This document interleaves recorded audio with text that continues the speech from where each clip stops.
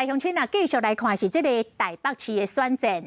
防疫旅馆到底是假先想出来的？但是中甲黄珊珊最近这几天针对这条互相咧呛赌，就伫这个时阵，全国第一间的防疫旅馆大地清理的创办人陈嘉文跳出来讲当时的状况。伊讲防疫旅馆是伊甲台北市政府的管团局，甲当时的副市长黄珊珊的团队共同努力产生的。伊讲中央政府的讲法甲事实有出入，伊愿意替黄珊珊来背书。若黄珊珊嘛再一次甲陈市长讲这个爱甲剽窃这两字收回去，也若无，伊随时拢会去甲告。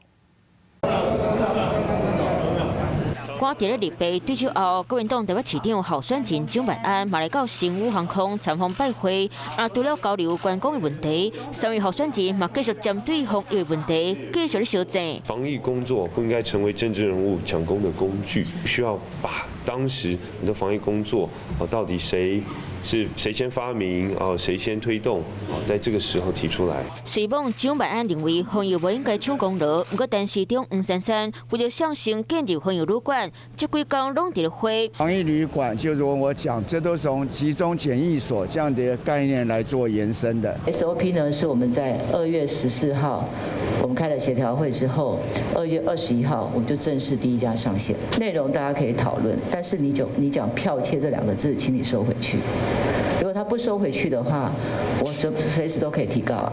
就伫咧立碑会袂历时，全台湾头一间防疫旅馆大地青旅创办人陈嘉文，竟跳出来讲这件代志头尾。当初真的就是黄珊珊副市长的团队来跟我们做一些讨论跟建制，那这个说法，这个跟中央现在所提出的说法是有很大的出入。这个事实就是这样子，那我愿意出来为黄珊副市长背书。掀开一纸搁一纸的会议资料，2年前的防疫手册和 SOP 的相关档案拢有留落来。随业者出面背书支持黄珊珊，这场防疫大战肯定首度选情，搁出现新变数。